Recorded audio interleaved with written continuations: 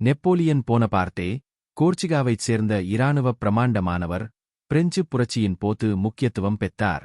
அவரது லட்சியம் மற்றும் மூலோபாய புத்திசாலித்தனம் அவரை பிரெஞ்சு பேரரசராகவும் ஐரோப்பிய வரலாற்றில் ஒரு மேலாதிக்க நபராகவும் ஆக்கியது.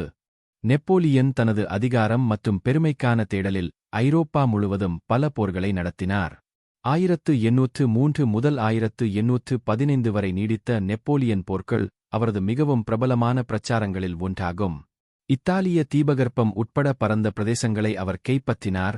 அங்கு ஆஸ்திரியா மற்றும் பிற ஐரோப்பிய சக்திகளுக்கு எதிரான அவரது வெற்றிகள் ஒரு இராணுவ மேதை என்ற நற்பெயரை உறுதிப்படுத்தியது.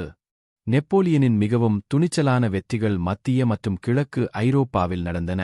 அவர் பிரசியன் மற்றும் ஆஸ்திரிய படைகளை தோற்கடித்தார், இது பிரெஞ்சு ஆதிக்கத்தில் ரெயின் கூட்டமைப்பு உருவாக்கத்திற்கு வழிவகுத்தது. வியன்னா மற்றும் பெர்லின் போன்ற தலைநகரங்களை கைப்பற்றிய அவரது கிராண்ட் ஆர்மி ஐரோப்பா வழியாக வெற்றிகரமாக அணிவகுத்தது. அவரது இராணுவ வெற்றிகள் இருந்தபோதிலும், நெப்போலியன் 1812 இல் ரஷ்யாவின் பேரழிவு படையெடுப்பு உட்பட பின்னடைவை எதிர்கொண்டார். ரஷ்ய பிரச்சாரம் ஒரு திருப்புமுனையாக இருந்தது, இது நெப்போலியனின் இறுதியில் தோல்வி மற்றும் நாடுகடத்தலுக்கு வழிவகுத்தது.